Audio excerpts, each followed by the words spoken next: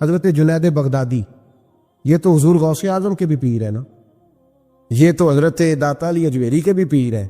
حضرت جنید بغدادی کے بارے میں داتا صاحب نے لکھا ہے کشف المحجوب میں، فرماتے میں عالم بن گیا، پڑھ گیا، میرے ماموں بھی تھے، میرے مرشد بھی تھے حضرت سری سکتی رحمت اللہ علیہ، تو مجھے اکثر کہتے کہ جنید یار تقریر کیا کر۔ میں کہتا ہوں حضور ابھی میں نیک نہیں، ابھی میں خود ٹھیک نہیں۔ میرے پیر بھائی بھی مجھے کہتے ہیں کہ حضرت کی بھی خواہش ہے تو ہمارا بھی دل کرتا ہے، لگتا ہے کہ آپ کی گفتگو کی برکت سے اللہ بڑے لوگوں کو ہدایت عطا فرمائے گا، آپ وسیلہ بنیں گے، تو بات کیا کریں۔ کہتے میں ٹال دیتا، میرے نصیب دیکھو، ایک دن میں اپنے گھر میں سویا ہوا تھا تو اچانک بغداد کی ساری گلیوں نے مہکنا شروع کر دیا۔ فرماتے اچانک ٹھنڈی خوشبوئیں پھیل گئیں، میرے نصیب دیکھو کہ مجھے مصطفیٰ کریم کا دیدار نصیب ہو گیا۔ خواب میری وچ آیا ماہی تے میں گل وچ پا لیا باواں، تے ڈر دی ماری اکھ بھی نہ کھولاں کتے پھر وچھڑ نہ جاواں۔ کہتے ہیں حضور تشریف لائے تو مصطفیٰ نے بڑا ہی نوازا، محبوب نے بڑا ہی نوازا۔ کاش آپ کو لذت آئے اس بات کی، حضور نے اللہ اکبر بڑا ہی نوازا۔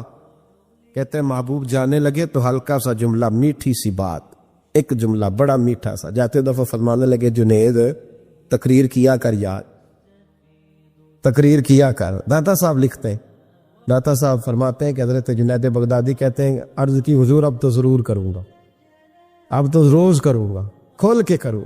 فرماتے ہیں میں جب اٹھا نا، فجر کی اذان ہوئی، وضو کیا، سنتیں پڑھی تو دل میں چور آ گیا۔ میرے دل میں خیال آیا کہ پیر صاحب نے تو کبھی نہیں بتایا کہ انہیں دیدار ہوا ہے، تو مجھے تو ہوا ہے نا۔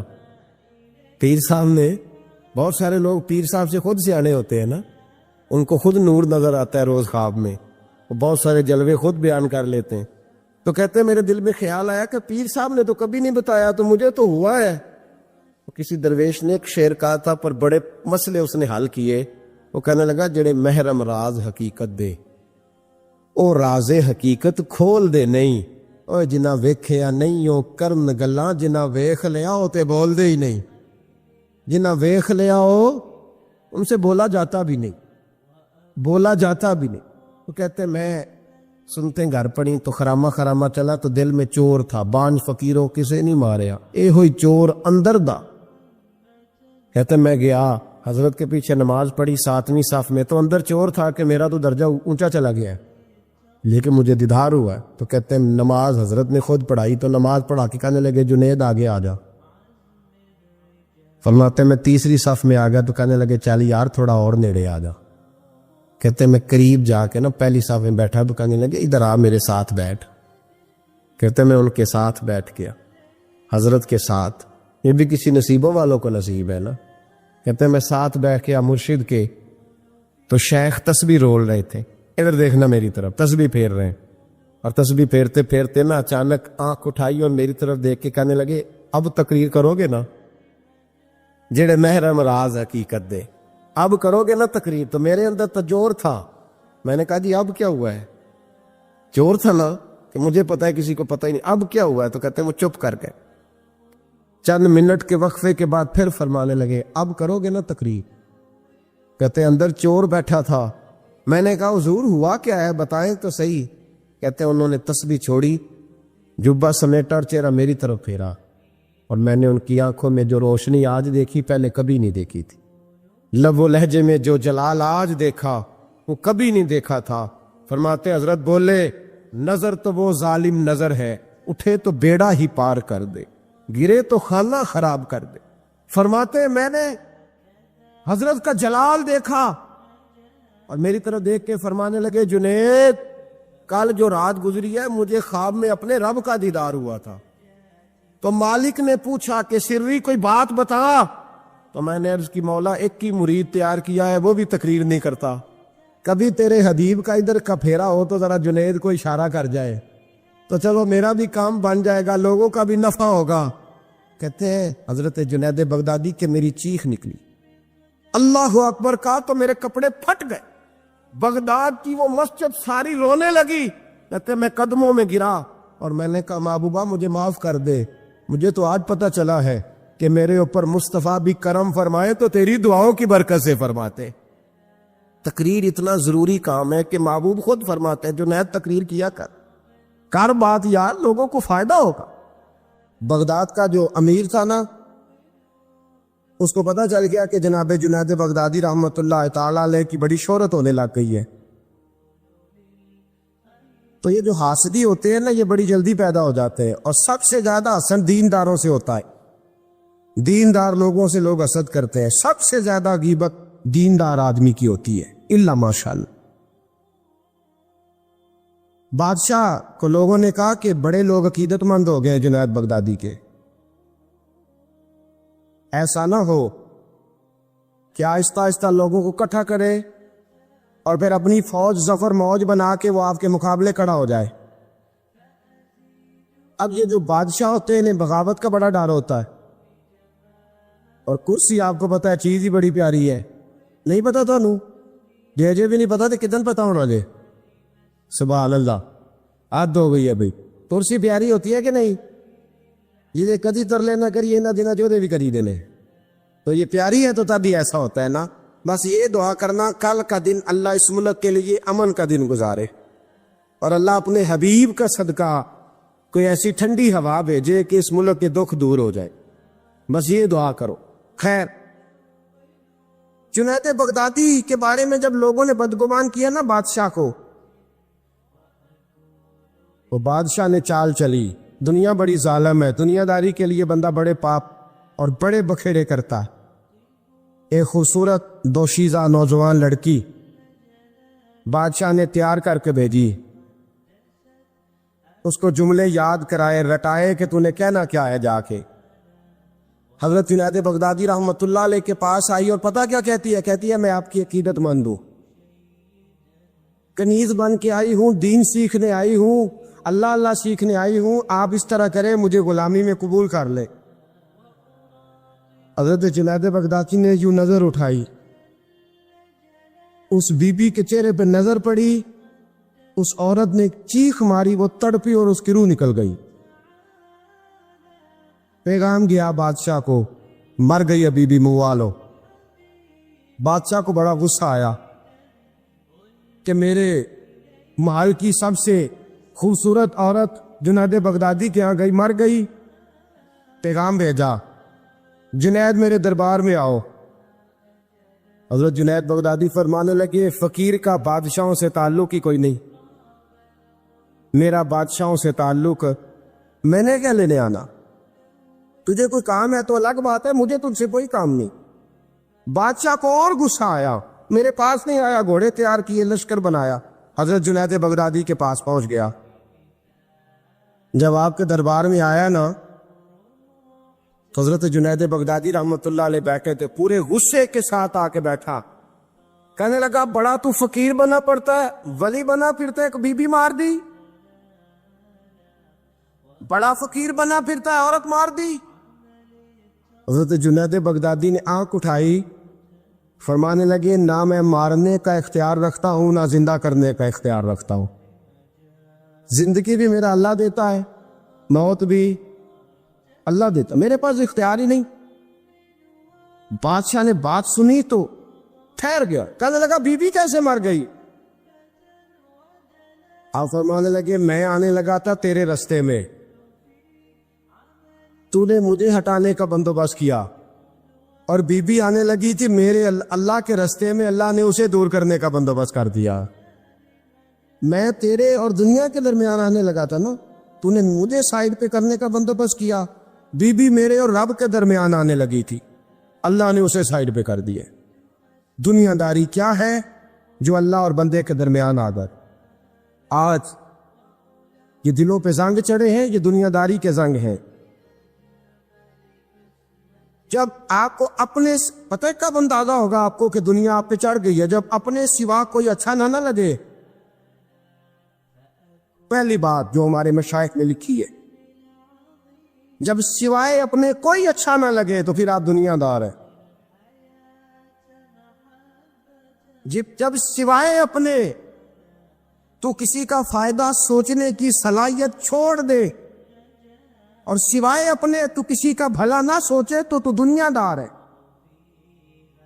اور جب اپنی ذات کو سکون دینے کے علاوہ تو کسی کو سکون دینے کو تیار نہ ہو تو دنیا دار ہے.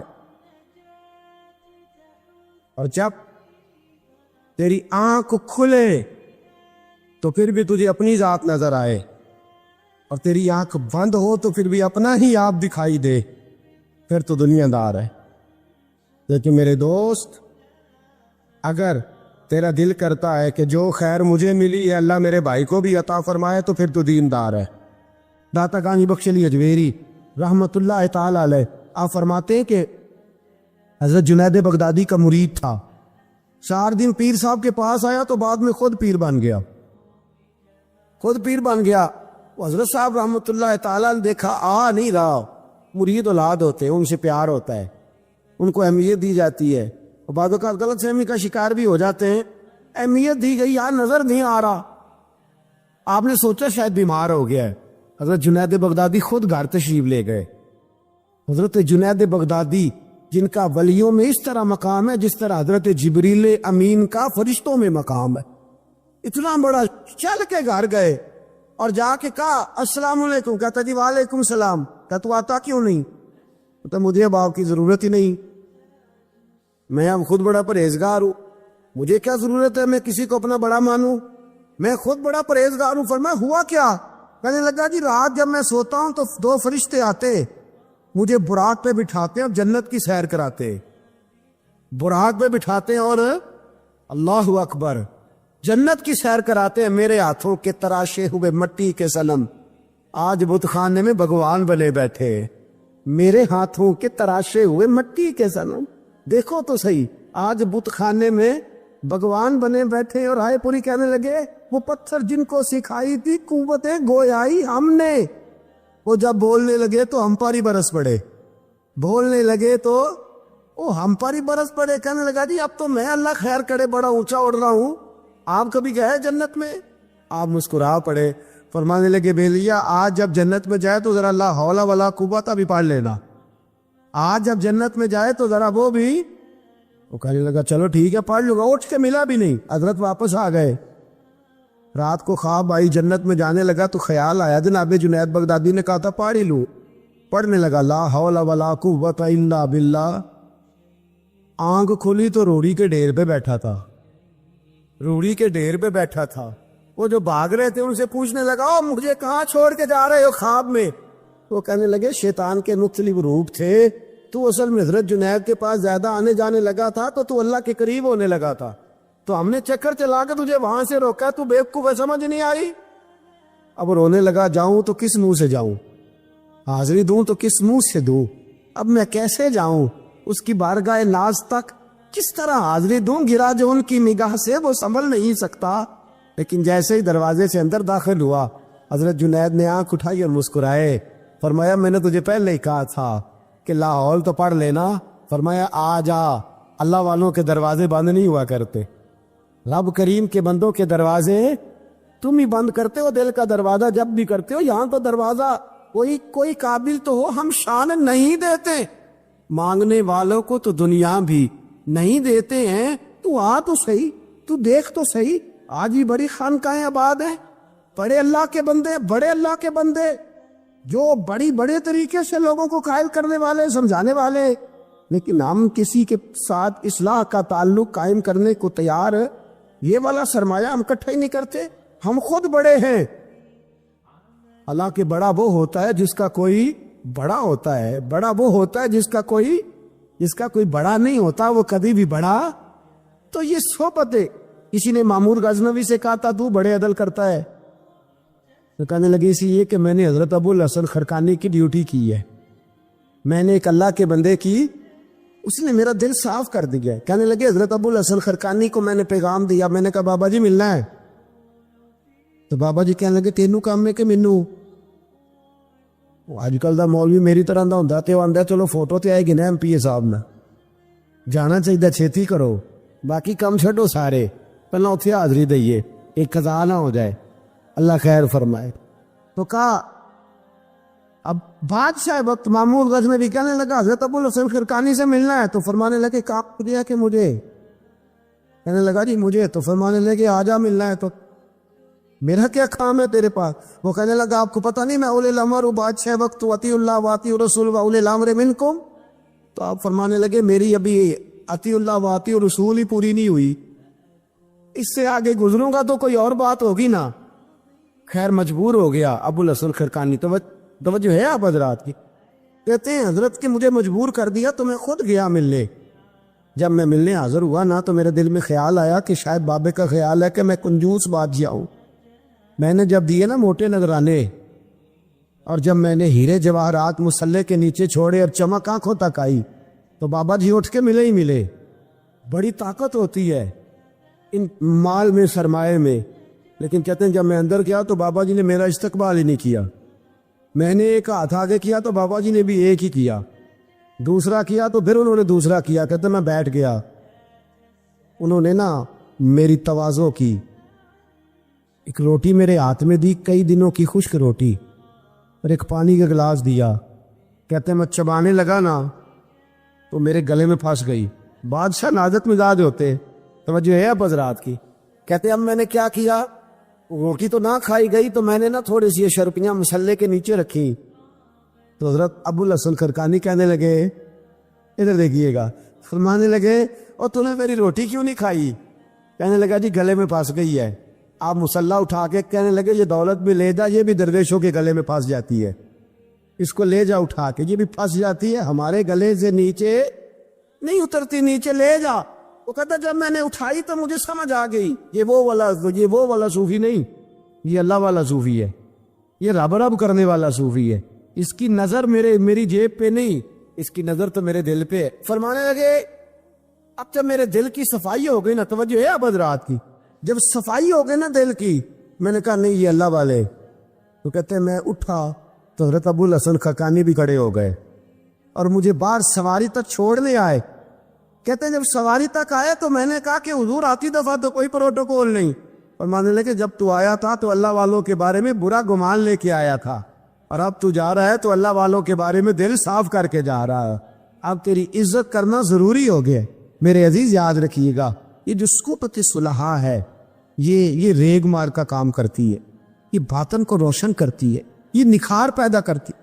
لیکن جائے اللہ کے بندوں کے پاس، دیکھیں نا میں نے پہلے بھی کہا تھا، ایک دفعہ پھر بات دہراتا ہوں، میں نے اپنے حضرت سے ایک دفعہ کہا کچھ مریدوں کو پروٹوکول ملتا ہے اور کچھ بیچارے ایسے ہوتے ہیں جن کو جھڑکیاں ملتی ہیں، تو آپ فرمانے لگے پروٹوکول ان کو ملتا ہے جن کا ڈر ہو کہ کہیں بھاگ نہ جائے، ان کو پروٹوکول، اور جن کا پتہ ہونا جتنے مرضی جوتے مارو میرا ہی ہے، اس نے کہیں جانا، ان کو ضرورت نہیں ہوتی پروٹوکول کی۔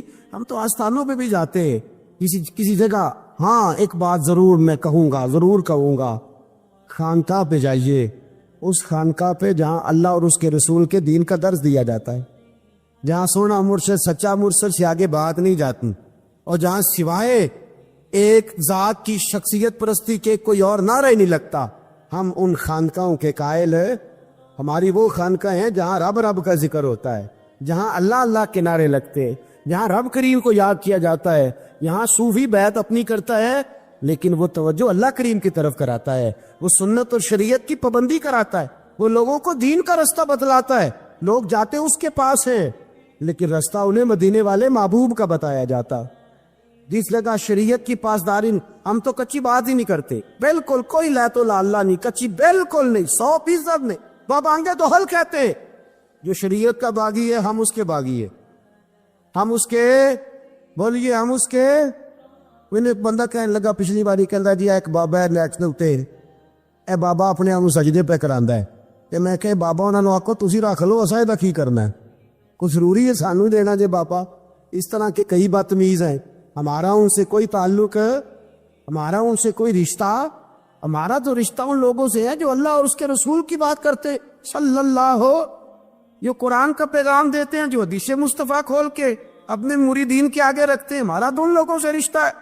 اب کوئی جاہل آدمی کو جاہل بات کرے تو ہم اس کے ذمہ دار ہیں، ہماری کوئی ذمہ داری۔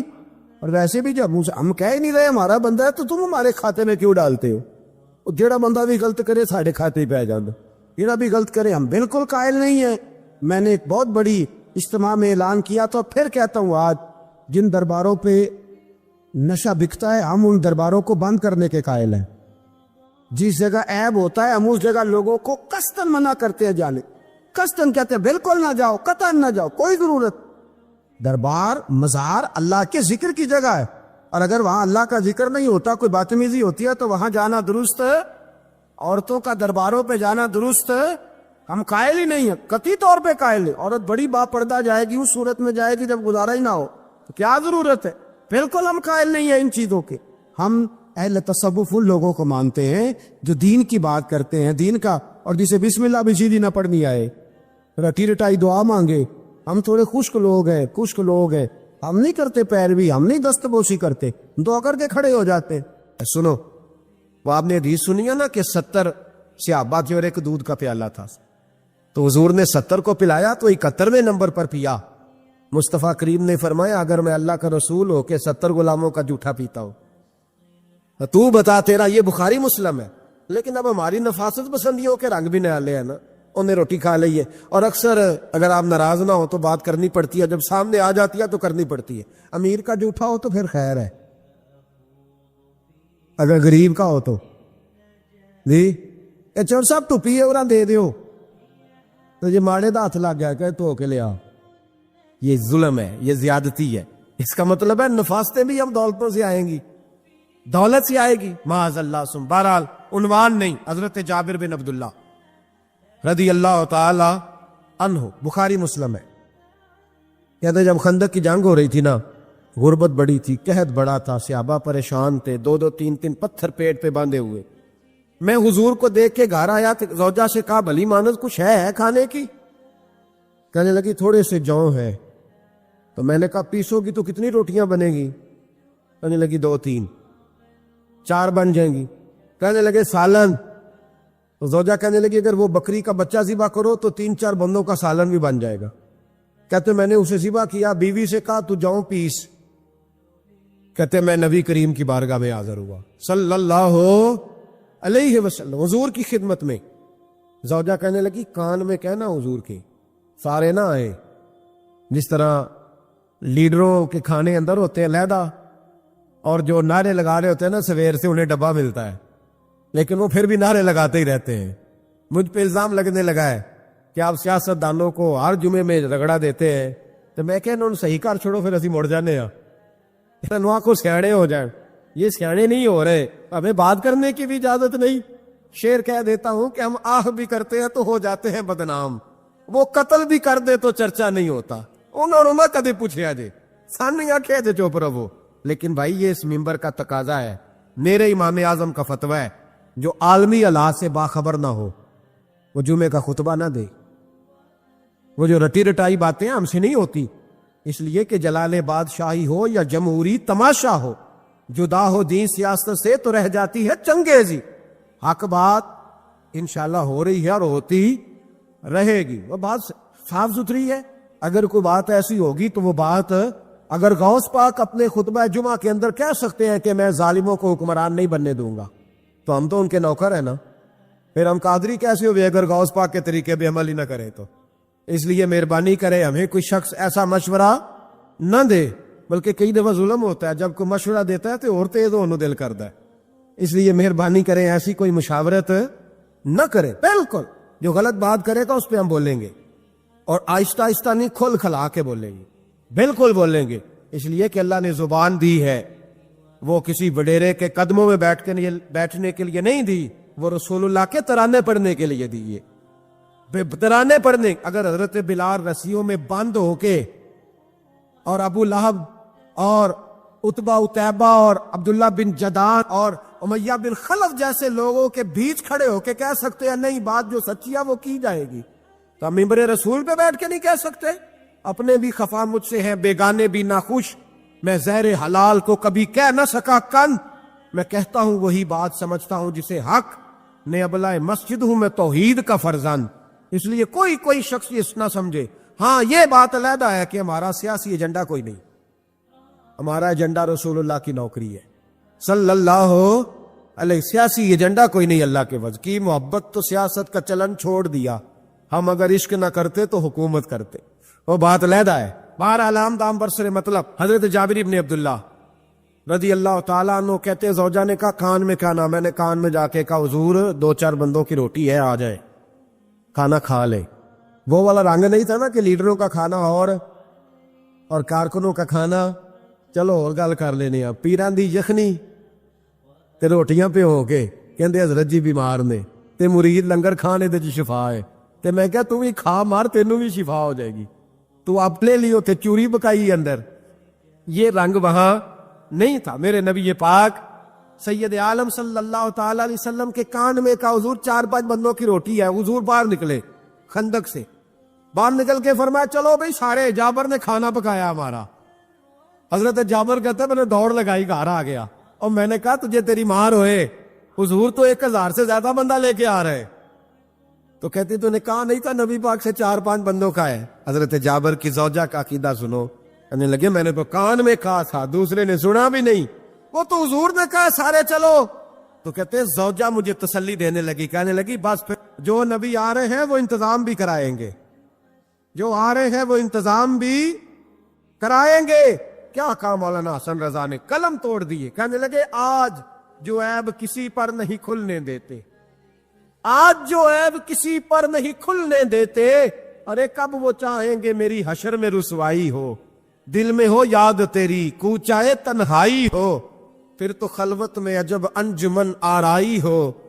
کہتے حضور آئے 1000 سے زیادہ کا لشکر لے کے اور مجھے فرمانے لگے روٹیاں نہ پکانا، پہلے آٹا میرے پاس لاؤ، اور چولہے سے کھانا نہ اتارنا، مجھے لے جاؤ۔ کہتے میں نے سالن بھی پیش کیا، روٹیاں بھی، حضور نے تھوڑا سا لواب دہن آٹے میں ڈال دیا، لواب دہن تھوڑا سا لواب دہن ہنڈیا میں ڈال دیا، فرمایا اب نکالتے جاؤ اور کھاتے جاؤ، میرا جھوٹا ہو گیا اب نکالتے جاؤ۔ حضرت جابر ابن عبداللہ کہتے ہیں 1400 بندے نے کھایا، ہمیں نہیں پتا روٹیاں کدھر سے آئی، اتنی برکت ہوئی پتہ نہیں کدھر سے آئی، سالن پتہ نہیں کدھر سے آیا۔ کہتے ہیں سارے سیر ہو کے کھا لیا، تو فرمایا چلو بھی جاؤ جا کے کام کرو، مجھے فرمانے لگے اب تو بھی کھا، آ جا بچے بھی بلا۔ کہتے سب نے کھایا، حضور اٹھ کے جانے لگے تو فرمایا ذرا روٹیاں دیکھ، پہلے زیادہ تھی کہ اب زیادہ ہے، ذرا دیکھنا سالن پہلے زیادہ تھا کہ اب زیادہ ہے۔ تو میں نے کہا نہیں حضور پہلے سے زیادہ ہے، میرے محبوب کے تبرک میں اتنی برکت ہے، تو حضور کے وجود سے جو چیز لگ جائے تو اسے قیمتی نہیں سمجھتا؟ کہاں بیٹھ کے دین پڑھا ہے؟ یا ہمیں سمجھا لے یا پھر ہم تجھے سمجھائیں، صحیح تینوں سمجھائیے تو صحیح کر کے سمجھائیے۔ ان لوگوں کو گمراہ کرتے ہو، اتنا غلط نظریہ، اس قدر غلط ہو۔ میں نا غار سور پہ چڑھنے لگا تو مجھے وہاں ایک نیچے صاحب مل گئے، کہنے لگے تھی لین چلے ہو؟ میں کہ تینوں اسی اتھوں میں نہیں پوچھ کے آیا جدو کرو آئے اتھوں میں نہیں تینوں پوچھنا بے لیا، تو غلط فہمی دا شکار ہے۔ کہنے لگا وہ تو حضور تو کام سے گئے تھے، آپ کو کیا کام ہے؟ میں کہ ایسے لئے ٹائم نہیں تیرے نہ گل کرن دا، اس واسطے کہ سانوں تے غار سور پہ یاد آؤں دیئے۔ واپس آ گئے، عام آدمی تھا، خیر وہ کہیں سے آیا ہوا تھا، اردو بولتا تھا، تو میں ایک عمرہ کرنے کے لیے جارانہ سے واپس آیا تو طواف ہم کر رہے تھے، وہ بھی مجھے نظر آ گیا دوڑتا ہوا، میں انہوں باز مار لی، میں کیا حضرت حاضرات پانیاں سے دوڑیا سانتے تو کا تو چھالا ماری پھرنا ہے، او پیائی کولر تے جرا پی رام کر جا کے، کہندے نہیں انہاں دی ادا تے ادا کرنی ہے۔ تو میں کہ اگر تو حضرت حاجرہ دی ادا کرنی تے اسی حضرت ابو بکر صدیق دی ادا کرنی ہے۔ عجیب آدمی ہے بھائی تو، عجیب بات ہے، لوگوں کا فلسفہ اپنا اپنا، اور پھر پکڑے ان کی اس بندے کو جو جواب نہ دے سکے۔ ایسا نہ کرو، یہ زیادتی ہے، امت کو اکٹھا کرو، اتفاق۔ یہ مجھ سے سوال کئی جمعے سے ہو رہا تھا، میں اصل میں نا ان موضوعات کو چھیڑتا نہیں، میری طبیعت اور ہے، لیکن کوئی بندہ یہ نہ سمجھے کہ ہمیں جواب نہیں آتا۔ یہ سوال اٹھا تھا، کوئی یہ نہ سمجھے کہ ہمیں جواب اللہ کے فضل سے، اللہ کے فضل سے۔ یہ قرآن مجید پڑھا ہے، یہ مسجد ہے، یہ جمعے کا دن ہے، ہم بات صرف وہ کرتے ہیں جس میں ضمیر اجازت دیتا ہے، اس لیے کہ سدا تو نہیں نہ رہنا، پتہ نہیں صبح اٹھ سو کے اٹھنا ہے کہ نہیں اٹھنا، تو قوم کو گمراہ کر کے دین کے نام پہ جانا کدھر ہے؟ اس لیے بھائی خیال ہوتا ہے کہ تم لوگوں کو خراب نہ کرو، ہم تو چاہتے ہیں امت اکٹھی ہو جائے، لیکن یہ ظلم کرتے ہو، جب چھیڑو گے کسی کو تو پھر تو اس کا حق بنتا ہے نا وہ بولے، تو چھیڑا جاتا ہے۔ تھوڑے دن ہوئے حضرت حلیمہ سعدیہ کا سارا گھر گرا دیا، بلڈوزر چلا دیا، کہنے لگے یہاں لوگ آتے ہیں تو شرک ہوتا ہے، اور میں نے کہا جہاں اللہ کریم نے توحید پھیلانے کے لیے رسول کو بھیجا، 4 سال جہاں نبی پاک رہے وہاں کیسے شرک ہو سکتا ہے؟ کس طرح کی تو بات کرتا ہے؟ بہرحال جہاں میرے نبی پاک بیٹھ جائیں وہ جگہ برکت والی ہو جاتی. اس جگہ کو چومنا مسلمان کا ایمان ہے. اس جگہ پہ سجدہ کرنا مسلمان کا ایمان ہے. اس جگہ بیٹھ کے تبرک حاصل کرنا یہ مسلمان کا. میں تو پہلی دفعہ ریاض الجنت میں داخل ہوا تو میرے ساتھی کہنے لگے کیا ہوا؟ میں کہا ادھر آؤ. لوکاں نو اگے جا کے ملنی، سانو ایتھے ہی لب گئی جے. روضۃ من ریاض الجنہ، 12 حدیث لکھی ہے. حضور نے فرمایا جو یہاں آ گیا وہ جنت میں آ گیا. یہ ہے ارض جنت، یہ طیبہ کی زمین ہے. جنت بھی یہی، مال کے جنت بھی یہی ہے.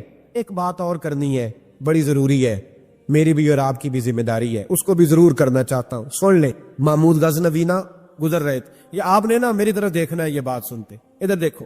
خاص اہم مسئلہ ہے، اس پر بڑا ضروری ہے آپ کا متوجہ رہنا.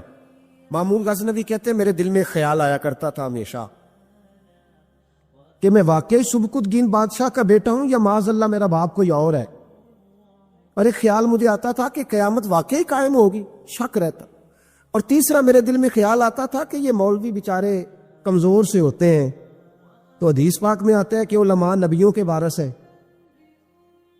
تو یہ واقعی حدیث سچی ہے یا مولویوں نے اپنی شان کے لیے بنا لی ہے؟ کہتے شک تھے 3. میں کہتا نہیں تھا کسی سے، پر دل میں رہتے تھے. تو ایک دن میں ہندوستان کی ایک گلی سے گزر رہا تھا تو دین کا ایک طالب علم نے کونے میں بیٹھ کے تھڑے پہ پھٹے پہ بیٹھ کے نا سبق یاد کر رہا تھا. اسے جب سبق بھول جاتا نا تو ایک ہندو کھتری کی دکان تھی، اس کے اندر چراغ جل رہا تھا اور ایک چھوٹا سا روشن دان تھا، اینٹ نکلی ہوئی تھی. وہاں سے نا ایک کرن باہر آ رہی تھی روشنی کی. تو وہ طالب علم جب سبق بھول جاتا تو کتاب روشنی کے آگے کرتا، عبارت دیکھتا، پھر کونے میں جا کے یاد کرتا. محمود کہتے ہیں مجھے بچے کا ذوق بڑا اچھا لگا. میں نے اسے بلایا، میں نے کہا بچے تم لالٹین کیوں نہیں خریدتے؟ تو کہنے لگا میں یتیم ہوں اور رسول اللہ کا دین پڑھنا میرا شوق ہے، مدرسے میں پڑھتا ہوں پر غربت ہے، لالٹین نہیں. کہتے ہیں میں نے اسے تھپکی بھی دی اور لالٹین بھی دی. میں نے اسے کہا 2 سپاہیوں کی ڈیوٹی لگائی، جب تیل ختم ہو جائے تم نے تیل پہنچانا ہے. محمود کہتے ہیں زندگی میں بڑی نیکیاں کی تھی پر جتنا سکون آج ملا پہلے کبھی نہیں ملا تھا. کہتے ہیں شاہ کی نماز پڑھی تو دل میرا ٹھنڈا ٹھنڈا ٹھار، پھولوں کی سیج پہ میں سویا. کہتے ہیں آج تو میرے نصیب ہی جاگ گئے، نصیب ہی جاگ گئے. کہتے ہیں سارا شہر ایسے جیسے پھولوں کی طرح مہک رہا ہے. کہتے ہیں میں کیا دیکھتا ہوں کہ خواب میں میرے رسول تشریف لے آئے. خواب میری وچ ماہی آیا تے میں گل وچ پا لئیاں باواں تے ڈر دی ماری اکھ بھی نہ کھولاں کتے پھر وچھڑ نہ جاواں. اور کسی شخص نے کہا سچے ہویا مینوں ترلے لیندیاں کدی موڑ میرے ول واگاں. خواب میری وچ ایک وار جے آویں میں ساری عمر نہ جاگاں. کہتے حضور آئے خواب میں، ایک جملہ حضور نے کہا، ایک جملہ نبی پاک صلی اللہ علیہ وسلم نے کہا، ایک، اور میرے 3 سوالوں کے جواب دے دیے. ذرا دل کے کانوں سے سننا. کہتے ہیں محبوب فرمانے لگے او سبکتگین کے بیٹے، تو نے آج میرے ایک وارث کی خدمت کی ہے، میں قیامت کے دن تیری سفارش کروں گا. کہتے ہیں مجھے سمجھ آ گئی کہ میں سبکتگین کا بیٹا ہوں، مجھے سمجھ آ گئی کہ قیامت قائم ہوگی، مجھے سمجھ آ گئی کہ علماء نبیوں کے وارث ہے. 101 حافظ شہید ہو گیا، 101 پھول جیسے بچے. اور جب اتحادی فوج کا، افغان اور امریکی فوج کا جب بم گرا نا تو حافظوں کے ہاتھوں میں سندیں تھیں اور ان پر لکھا تھا کہ انہوں نے قرآن پورا پڑھ لیا. ان کے ہاتھوں میں نا ان کے سروں سفید رنگ کی پگڑیاں تھیں. خبر یہ تھی کہ یہ آج رسول اللہ کے دین کے قرآن کے حافظ ہو گئے. نہ کسی نے کوئی ملی ترانہ پڑھا ہے، نہ بریکنگ نیوز رہی ہے. پشاور میں ایک سکول پہ حملہ ہوا تھا، وہ بھی پٹھانوں کے بچے تھے، یہ بھی پٹھانوں کے. فرق کیا ہے؟ میں مدرسے کا طالب علم ہوں، مجھے آج بتائے سارا معاشرہ کہ اگر میتھمیٹک پڑھنے والے مدرسے پہ حملہ ہو تو ملی ترانے بنے اور میڈیا چیخے، فوج حرکت میں آئے، اور اگر قرآن پڑھنے والا 101 شہید ہو جائے تو کوئی پرواہ نہیں. میں نے پرسوں کہا تھا کسی کا ایک شعر، میں نے وہ کہا تھا، بھیج خدا عیسیٰ کو اب نازل کر دے مہندی کو، بھیج خدا عیسیٰ کو اب نازل کر دے مہندی کو، آ دیکھ دجال آزاد ہوئے اور پھولوں کے کیا حال ہوئے۔ کوئی نہیں بولا۔ 17 جنازے کشمیر کے ایک دن اٹھے ہیں، 17۔ امریکہ کا کتا بھی مر جائے تو اسلامی ملکوں کے وزیر اعظم پہنچ جاتے ہیں کہ وہ کہیں دہشت گردوں نے تو نہیں مار دیا، مجھے کو بتائے تو صحیح۔ کشمیری دہشت گرد ہیں، افغانستان والے دہشت گرد ہیں، سب سے بڑا دہشت گرد وہ ہے جس نے قرآن پڑھنے والوں پہ حملہ کیا ہے۔ اور مجھے شکوہ ہے اپنے میڈیا سے بھی، مجھے شکوہ ہے ان سب اداروں سے جو اس کو، ہم نے بڑا احتجاج کیا تھا، تڑپ کر بولے تھے ہم جب بچوں پہ حملہ ہوا۔ میری ریکارڈنگ آپ اٹھا کے دیکھیں، اتنی سخت تقریر شاید ہم نے کبھی نہ کی ہو، لیکن حافظ اگر کٹ جائیں تو کوئی پرواہ نہیں، حافظ اگر کٹ جائیں تو کوئی پرواہ نہیں۔ یہ بچے ہمارے پاس قرآن مجید یاد کرتے ہیں، ہم سے کوئی پوچھے ان کا درد کیا ہے، ہم سے کوئی پوچھے ان کی تکلیف کیا ہے۔ وہ حافظ جتنے 4 سال لگا کے ایک ٹانگ پہ بیٹھ کے پورا قرآن یاد کیا، ایک ٹانگ پہ، اور جس دن اس کا مکمل ہوا تم نے بمب سے اس کی بوٹیاں بکھیر دیں۔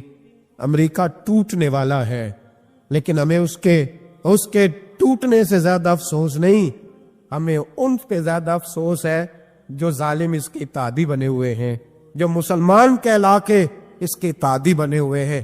تم نے رسول اللہ کو منہ دکھانا ہے۔ یاد رکھنا، یہ طالب علم میرے نبی کے دین کے وارث ہیں۔ حضور نے فرمایا ہے 70 آدمی ساری رات کھڑے رہ کے عبادت کریں، ایک عالم عشاء پڑھ کے سوئے، فجر کے وقت اٹھے، پھر بھی اللہ رسول کی نظر میں عالم کی زیادہ قدر ہے۔ امریکہ کو خدشہ ہے علماء سے، وہ ڈرتا ہے رسول اللہ کا نام لینے والوں سے، لیکن ہم انہیں بتائیں گے، میں نے تہیہ کیا ہے، میں ایک چھوٹا آدمی اوپر میں نے تہیہ کیا ہے ذاتی طور پر کہ اگر ہم 40 بچوں کو قرآن مجید یاد کراتے تھے تو اب ہم 100 بچوں کو کرائیں گے، جو 100 کو کراتا تھا اب 200 کو کرائے گا انشاءاللہ تعالی۔ ان ایک ایک بچوں کی شہادت کے عوض ہم سینکڑوں بچوں کو قرآن مجید یاد کرائیں گے اور تمہیں بتائیں گے یہ مصطفیٰ کا دین ہے۔ اسلام کی فطرت میں قدرت نے لچک دی ہے، اتنا ہی یہ ابھرے گا جتنا کہ دبا دو گے۔ یہ مدارس پہلے بھی حکومتیں نہیں چلاتی، یہ رسول اللہ کے نوکر چلاتے ہیں۔ اس پر تھوڑا غور تو کرنا۔ حضرت جناب سیدنا فاروق اعظم رضی اللہ تعالیٰ، حضرت عمر فاروق کے صاحبزادے کی ملاقات ہو گئی حضرت عبداللہ بن سلام رضی اللہ تعالیٰ عنہ سے۔ یہ تورات بھی جانتے تھے، پھر قرآن مجید کا علم بھی انہوں نے حاصل کیا، مسلمان ہوئے، بہت بڑے عالم صحابی تھے۔ تو حضرت عمر فاروق کے بیٹے سے فرمانے لگے تو کفل جہنم کا بیٹا ہے۔ وہ دوڑے گئے اپنے ابا جی کے پاس شکایت لے کے کہ ابا جی وہ تو آپ کو دوزخ کے دروازے کا تالا کہہ رہے ہیں جناب عبداللہ بن سلام۔ تو سیدنا عمر نے مسکرانا شروع کر دیا، فرمایا اسے کیا لکھ کے دے، اسے کہہ دو لکھ کے دے دے۔ وہ کہنے لگے عجیب بات ہے، وہ اتنی سخت بات کر رہے ہیں، آپ کہتے لکھ کے دے دو۔ فرمایا بیٹا تو بچہ ہے، تو سمجھے ہی نہیں، میں بھی مصطفیٰ کی بارگاہ میں بیٹھنے والا ہوں، وہ بھی رسول اللہ کی بارگاہ میں بیٹھنے والے۔ وہ کوئی بڑی بات کر گئے، تو نہیں سمجھا، جا لکھوا کے لا۔ وہ واپس آئے، کہنے لگے عمر کہتے ہیں لکھ دو۔ تو حضرت سیدنا عبداللہ ابن سلام کہنے لگے چل میں تیرے ابا کے سامنے بیٹھ کے لکھ کے دیتا ہوں۔ وہ آئے، سیدنا عبداللہ ابن سلام رضی اللہ تعالیٰ لکھا کہ میں نے خود مصطفیٰ کریم سے سنا ہے کہ عمر جہنم کے دروازے کا تالا ہے، لکھ دو۔ انہوں نے لکھ کے دیا تو صاحبزادے کہنے لگے ابا جی چاچا جی مجھے بھی ذرا بتا دو اس کا معنی کیا ہے۔ حضرت عبداللہ ابن سلام کہنے لگے بیٹے اس کا مطلب یہ ہے کہ جب تک عمر دنیا میں رہے گا جہنم کو تالا لگا رہے گا، یہ لوگوں کو گناہ نہیں کرنے دے گا، یہ آڑ بن جائے گا، یہ جانے نہیں دے گا لوگوں کو دوزخ میں، دروازہ بند رہے گا جب تک۔ اتنا بڑا شخص جو گناہ کرنے ہی نہ دے، جس کے بارے میں نبی پاک فرمائے کہ میرا عمر جس گلی سے گزرے شیطان رستہ ہی بدل جاتا ہے، وہی عمر فاروق رضی اللہ تعالی، وہی عمر فاروق رضی اللہ تعالی۔ انہی جناب عمر فاروق کا حال یہ ہے کہ وہ آخری عمر مبارک ہے، گھر کے اندر بیٹھے ہیں تو پھوٹ پھوٹ کے رونا شروع کر دیا، تڑپ کے روئے، تڑپ۔ زوجہ کہنے لگی بیٹے سے کہ پتہ کرو تمہارے باپ کو کوئی مسئلہ تو نہیں، تکلیف تو نہیں؟ طبیب کا بندوبست کرو۔ شہزادے اٹھے، ابا جی کیا بات؟ کا بیٹا کوئی بات نہیں، اماں کو بلاؤ۔ والدہ بھی آ گئی، جناب عمر کی زوجہ بیٹھ گئی۔ کیا بات ہے، کیوں رو رہے ہیں؟ فرمانے لگے آج مسجد سے نکلا تھا تو میرے مصطفیٰ کے صحابہ مجھے نیک کہہ رہے تھے۔ تو کہا جناب یہ رونے والی بات ہے، خوش ہونے والی؟ آپ فرمانے لگے نہیں، ایک خیال نے مجھے ستا دیا ہے کہ باہر تو میں ٹھیک رہا ہوں، پتہ نہیں تمہارے حق میں بھی اچھا رہا ہوں کہ نہیں۔ زوجہ سے کہنے لگے پتہ نہیں تیرے بھی حقوق ادا ہوئے کہ نہیں، تیری وجہ سے نہ الجھ جاؤ، بیٹے کی وجہ سے نہ الجھ جاؤ۔ بندہ کتنا بڑا ہے، خوف کتنا زیادہ، تو چھٹائی کے ساتھ مسجد نہیں جاتا، تو اپنی مرضی سے جاتا ہے۔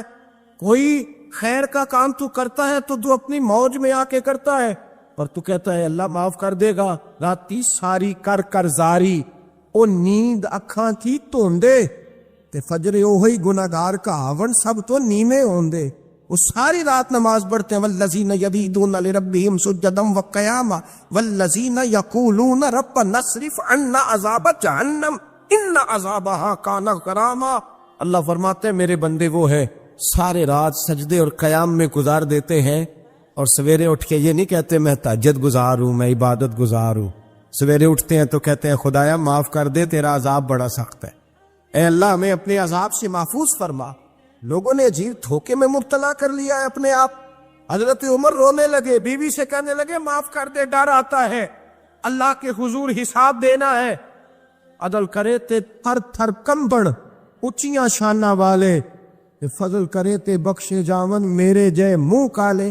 کہا تو اس طرح کر، زوجہ سے کہنے لگے چل تو مجھے معاف کر دے، میرے اوپر بوجھ بڑا تھا، رات کو چہرے پہ نقاب ڈال کے مصطفیٰ کی امت کی خبر گیری کرنا اور پھر سارا دن ان کی خدمت کرنا، میں تجھے اس طرح وقت نہ دے پایا جو میرا حق بنتا تھا۔ زوجہ رو پڑی، کہنے لگی زندگی میں نے بھی اس طرح کا کوئی انداز نہیں دیکھا جو بیویاں شوہر کے ساتھ دیکھتی ہیں، میں نے کوئی اس طرح کا آپ سے مطالبہ نہیں کیا، میرے دل میں یہ بات تھی، آپ خود بول پڑے۔ کہا چل پھر معاف کر دے۔ کہنے لگی میں تو نہیں معاف کرتی، میں تو نہیں۔ آپ کے صاحبزادے کہتے فاروق اعظم کو میں نے کانپتے دیکھا، تڑپتے دیکھا، رونے لگے، کیوں نہیں تو معاف کرتی؟ تو زوجہ کہنے لگی پہلے وعدہ کریں، اللہ کی بارگاہ میں میری سفارش کریں گے؟ آپ کہیں گے کہ اللہ میری بیوی تھی، کپڑے دھو کے دیتی تھی، کھانا پکا کے دیتی تھی، میری عزت کی محافظ تھی، میرے بچوں کو پالتی، یہ کہیں گے؟ حضرت عمر فرمانے لگے مجھے قسم ہے اللہ کی عزت کی، رب جب عمر کے لیے جنت کا فیصلہ کرے گا تو میں بغیر تیرے جنت میں داخل ہی نہیں ہوگا۔ جتنا بڑا آدمی ہے اتنا زیادہ ڈر رہا ہے، یہاں جٹائی کو اللہ نے معاف کر دینا ہے، اور معاذ اللہ تعالیٰ ایسا عجیب لفظ بولتے ہیں، عجیب جملہ کہتے ہیں بھائی اللہ چاہے تو بے نمازی کو نہ بخشے، اور میں نے کبھی نہیں پڑھی تو مجھے بخش دے۔ میں نے کہا یہ بات ٹھیک ہے کہ اللہ بڑا بے نیاز ہے، پر بے انصاف تو نہیں نا، بے نیاز ہے، بے انصاف اپنے اس نے قانون بنائے ہیں، اس کے محبوب نے قانون واضح کیا، تو یہاں رحمت الہی کا غلط مطلب لوگ بیان کرتے ہیں۔ رحمت الہی کا مطلب تو یہ تھا کہ تو ساری نیکی کر، ساری پرہیزگاری کر، رحمت کا وہ معنی دیکھ جو تیرے رسول نے بیان کیا ہے۔ میرے مصطفیٰ نے ساری زندگی گزار دی اللہ کو راضی کرنے میں۔ حضرت عائشہ صدیقہ فرماتی ہیں آخر میں مصطفیٰ فرماتے کیا ہے؟ کہتے عائشہ مجھے بھی میرا عمل جنت میں نہیں لے کے جائے گا، میں بھی خدا کے فضل سے ہی جنت میں جاؤں۔ یہ امید رحمت الہی، ایک مطلب تو یہ۔ پھر کچھ لوگ کہتے ہیں حضور ہماری سفارش کریں گے، نبی پاک ہماری، بولیے جاگ رہے ہیں آپ لوگ؟ حضور ہماری، ہاں وہ اللہ خیر کرے، ہم ذرا خشک لوگ ہیں نا تو کئی دفعہ خشک باتیں کرتے ہیں۔ میں نے کہا تھا 2-4 دن پہلے بھی کہ نعت ہمارا ایمان ہے، پر نعت عمل کا درس دیتی ہے، بے عملی اور بد عملی کا درس نہیں دیتی۔ بد عملی کا درس نہیں دیتی کہ نعت کاؤنٹ کر کے کہے کہ بس چھٹی، میں عشاء کی نماز پڑھ کے آیا ہوں اور فجر پتہ نہیں میں کب پڑھوں گا، اور جو میرے منہ میں آئے گا میں کہہ دوں گا اللہ ماشاءاللہ، بس نعت پڑھوں گا تو سفارش ہو جائے گی۔ او خدا کے بندے، جس بندے سے انسان نے سفارش کرانی ہوتی ہے اس سے اس کا کوئی تعلق بھی تو ہونا چاہیے نا، کوئی رشتہ بھی تو ہونا چاہیے نا۔ کیا نبی پاک کی غلامی صرف یہ ہے کہ حضور کے نعرے لگا دیے جائیں کہ غلامی مصطفیٰ صرف اتنی ہے؟ کہ جب بندہ محفل میں آئے تو وہ واہ واہ سبحان اللہ الحمدللہ یا رسول اللہ معاملہ ختم ہو گیا؟ جتنا کوئی غلام زیادہ ہے اتنی اس کی فرما برداری بھی زیادہ ہونی چاہیے. غلام کو تو چاہیے ایک ایک ادا پر مر مٹے، اس کا تو گزارا ہی نہیں ہوتا اپنے محبوب کی ادا کے بغیر. تو شفاعت مصطفیٰ کی امید رکھتا ہے اور حضور کی سنت پر عمل نہیں کرتا. وہ جنہوں نے زندگیاں گوا دی، لگا دی رسول اللہ کے دین کی نوکری میں،